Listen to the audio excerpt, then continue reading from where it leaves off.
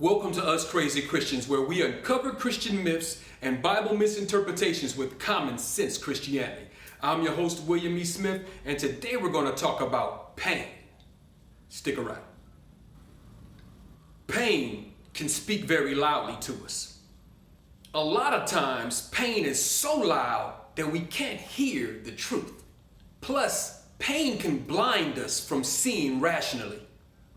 In my lifetime, I've allowed pain to hurt and wound me more or to cause more damage than the original offense that caused the pain did in the first place. Instead of dealing with the pain, I reacted to the pain. Many times, instead of trying to heal from the pain, I allowed the pain to lead me. One example I want to mention, simply in hopes that someone watching this can learn from my mistakes, my example, and do better and not make the same mistakes I made. During my marriage to my children's mother, we both wounded each other continually over the years. Sometimes I felt like we were competing to see who could make the other person suffer the most.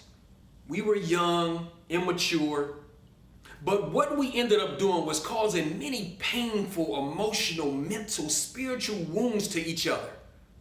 And over time, those wounds became infected, full of pus and subsequent pain. And that pain spread like a cancer. After many years of this foolishness, my ex-wife and I, we got older and we were ready to change. We were ready to really work on loving each other and trying to make our marriage work and raising our kids better, and just, we had matured some. But the pain of all the wounds that we had given each other over the years was so loud that it would often outshout the compassion, the love, the care, the kindness that we were trying to show to each other after all these years of pain. The understanding and communication we needed to have a loving relationship. I remember near the end of our marriage, we went to marriage counseling to get some help to try to save our marriage. And the counselor said, "You two obviously know all the things you need to do to save your marriage. You know the things you did wrong. You know what things you need to fix. You know all the right things you need to do to love each other going forward. But you both have hurt each other so much. The pain is so strong and loud in your lives that you are refusing to get past it, to overlook it, to ignore it in order to love each other the way you really want to, the way you know you're supposed to."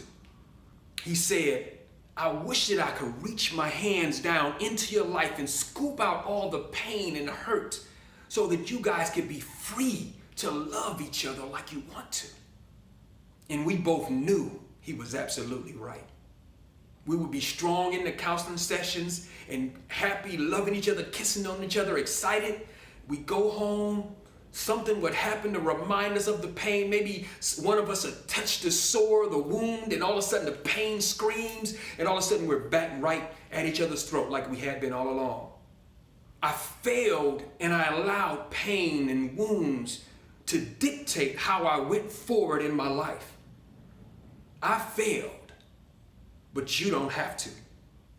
Do your best to not wound each other.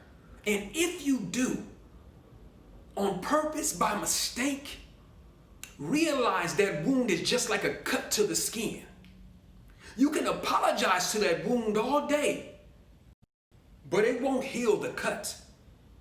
It may make you feel better emotionally for a moment, but you're still bleeding. It takes time for the wound to heal. Be patient with each other. Allow those wounds to heal.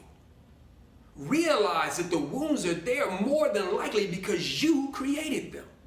And if you were like me and you got a history of years of wounds that you've created, just realize that. Acknowledge that fact.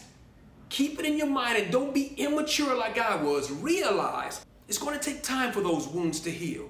They're going to need some care, some kindness, some patience. If you keep that in the forefront of your mind, it can help you be more understanding, more compassionate towards that person while they're healing. Currently, my ex-wife and I are the best of friends. As a matter of fact, she is one of my best friends. We talk almost every day. She's a great blessing to my life. We get along tremendously, but I apologized a lot. I apologized so much, so often over so many years that she said, "Okay, William, that's enough. I get it. You sorry." I let her vent a lot. I got cussed out sometimes. I had to just sit there and take it and allow her time to heal so we could become the friends we are today. I wish I was wise enough, mature enough, intelligent enough to do that while we were married, raising our kids. We would probably still be very happy together right now. But I learned late, I messed up, but you don't have to. You can still save your marriage. You can still save your relationship. You can still heal your family.